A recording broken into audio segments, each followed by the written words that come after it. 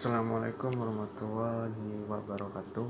Perkenalkan, nama saya Muhammad Sandrisi Anuwada Pratama, NIM 2010411164. Di sini saya akan menjelaskan ulang materi yang telah disampaikan oleh Ustadz Idris, hakikat iman. Nah, iman dan pengaruhnya bagi kehidupan. Nah, pengertian iman berasal dari kata amana yu'minu imanu, artinya percaya atau aman. Yang dimaksud aman itu ialah tidak ada rasa takut, karena keamanan kita, kepercayaan kita sudah dilandasi dengan iman. Nah, secara terminologis, iman itu diyakini dengan hati, diucapkan dengan lisan, diwujudkan dengan perbuatan, dan iman itu mempercayai suatu yang sifatnya tidak nampak. Nah, bentuk keimanan itu sudah ada pada rukun iman yang dimana menurut as-sunnah itu rukun iman ada 6, dan menurut Syiah itu rukun iman ada 7. Nah, menurut Al-Mu'tazilah ada 5, yang dimana menurut Syiah itu ada 7, yang 7 ialah iman kepada imam. Nah, tetapi di sini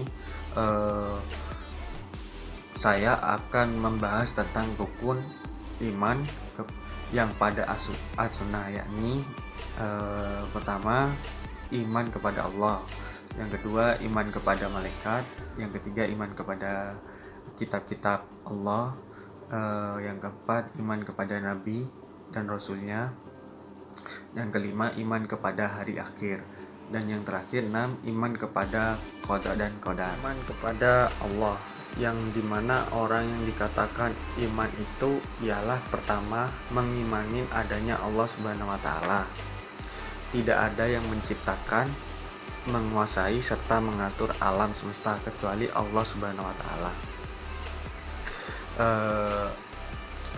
Yang kedua, mengimani Allah Subhanahu wa Ta'ala karena tidak ada Tuhan selain Allah.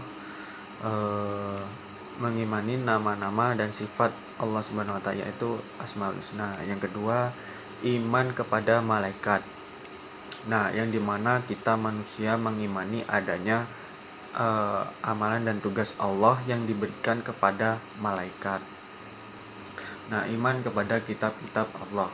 Nah, yang dimana kita harus mengimani dan mempercayai bahwa kitab Allah itu adalah ucapan dari Allah Subhanahu wa Ta'ala untuk hambanya.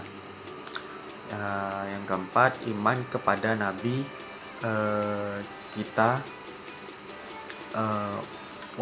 wajib mengimani karena wahyu yang diturunkan kepada nabi itu adalah benar dan ada datangnya langsung dari Allah Subhanahu wa Ta'ala.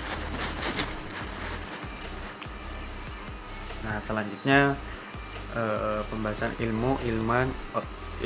iman, ilmu dan amal.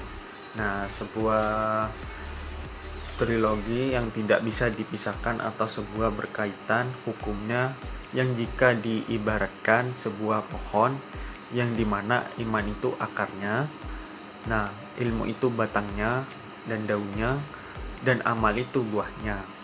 Ada sebuah pepatah, ilmu tanpa iman itu kacau, ilmu tanpa agama itu buta, dan agama tanpa ilmu itu lumpuh. Dan jika ilmu itu sudah ada dan imannya itu kuat, dan buahnya bisa kita petik menjadi amalan solehah.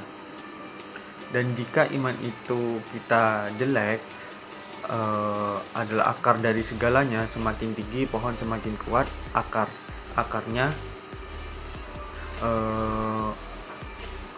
dan tanamlah iman yang baik dan diri kita agar ilmu dan amal kita menjadi amalan solehan. Seperti orang yang beriman. Bagaimana sih orang yang beriman itu? Ya, yang pertama, orang yang tidak merusak iman itu sendiri, yang dimana orang yang beriman itu mengikuti ajaran Allah Subhanahu wa taala. Yang kedua, tidak sombong dalam siapapun dan selalu jujur. Yang ketiga, tidak adanya riak pada diri orang lain. Nah, yang keempat, tidak syirik dan kafir. Nah, jadi kesimpulan materi kali ini, kemungkinan manusia itu untuk berubah imannya itu menjadi lebih baik dalam beberapa tingkatan dari terendah hingga tertinggi. Mengapa begitu? Nah, karena keimanan mereka berasal dari hati, bisa naik, bisa turun. Tetapi apabila dari masing-masing kita beristiqomah, insya Allah selalu terjaga dan selalu beriman kepada Allah Subhanahu Wa Taala. Nah, sekian dari pembahasan saya. Bila ada kesalahan maupun tutur kata yang kurang nyaman, wassalamualaikum warahmatullahi wabarakatuh.